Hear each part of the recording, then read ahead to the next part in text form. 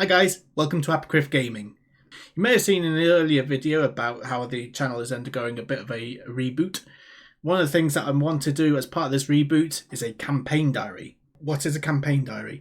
A campaign diary is it's a commentary on a game of Dungeons and Dragons that I am running for a group of friends, and it's a highlights reel of the plot and the best bits and the worst bits, if I can do the worst bits without it seeming like I'm poking fun. That is not the intention of the video.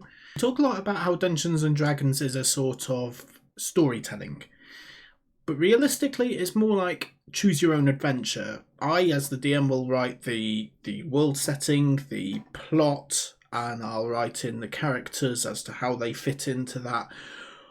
But really from there, the plot itself, the successes, the failures of the characters, things like that, is determined by the character choices themselves and how well the dice plays out for them as well. Because you can have the best of intentions, think, yeah, I've got this really cool plan, and then you roll a crit fail on a dexterity saving throw, and yeah, it could be get bye-bye for your character. So really, this is an attempt to tell you, the viewers, the story of what is happening in my campaign world. We are starting this new campaign tomorrow night. I have no idea what's going to happen in it yet. But I do know that I have 4 fantastic players who have joined me in this journey. Who are the players? The players are a fantastic group of people that I've been playing with most Sunday nights now since last year.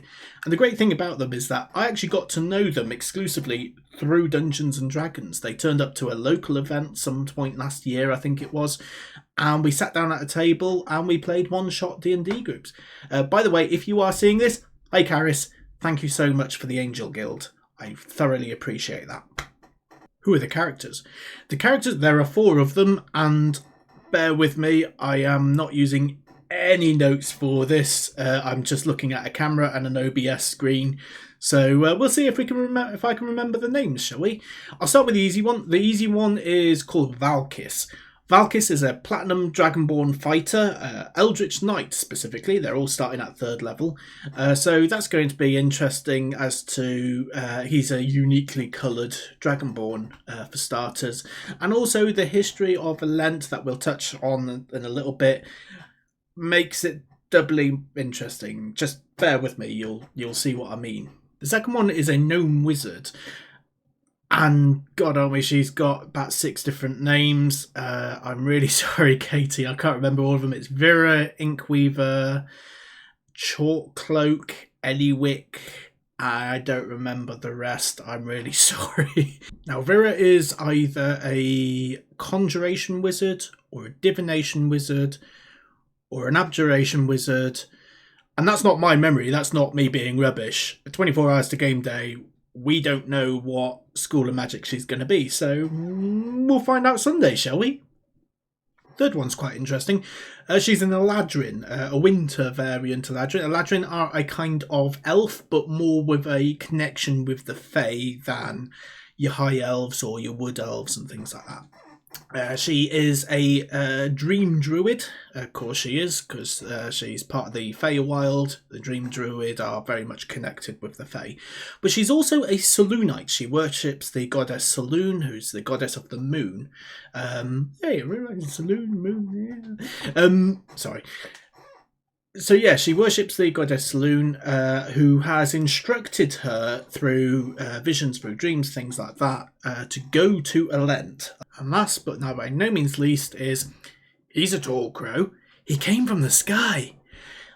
And I have to word it like that because he's a Kenku. Kenku, for those who don't know, Kenku are a sentient race of bird people. They stand between 3.5 to 4.5 feet.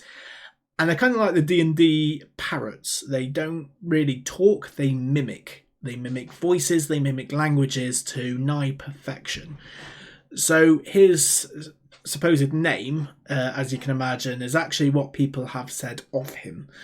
And he's just associated that as his name and he's going with it. So that's going to be fun. Now, he's a cleric. He's a cleric of the goddess Akadi. Akadi is the goddess of the air. Now, you can understand why a bird would like a goddess related to air. However, air doesn't have to mean like blowing wind into the sails of ships and things like that. You've heard of things like the winds of change, and that is very much part of her dogma as well, is bringing about change for the good, ideally. But I think she's lawful neutral, so I think she doesn't really care, just change for change's sake. And that's very much a part of the goal that He's a Tall Crow has in mind for this campaign.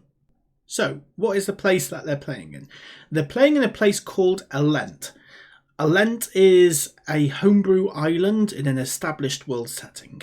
So I've set it specifically between the Sword Coast of Faerun and the continent of Mazdaca. What is Alent like? Alent is a very wealthy, very affluent area. It's made its fortune through the trade of its absolute abundance of raw materials. So everything from mithril to adamantine to something called deep stone. We'll cover that possibly in a later episode when the players come across a little bit of it. But also rare gems and things like that as well. It sits right in the middle of two major continents, right in the shipping lines of that as well. So a lot of merchants come and go and things like that. There's also something unusual about the weave here. The weave is like the fabric of magic that envelops the Forgotten Realms. The stronger the weave, the stronger the magic. Now, it's not strong or weak per se, there's just something unique about it, and it's up to the players to discover what that is. I think that's all I'll talk about this for now. I'm really looking forward to starting this campaign, seeing how the players get on, seeing how they tackle some of the issues that they'll encounter early on. Alent has a campaign, I've run it before, and it's quite fast paced. There's a lot that goes on very early on. There's not going to be a boring session. So it's kind of perfect for a video series like this, I suppose. If you do like this video, you know the usual drill. Like and subscribe, hit that notification bell, and I'll see you all next time. Thank you.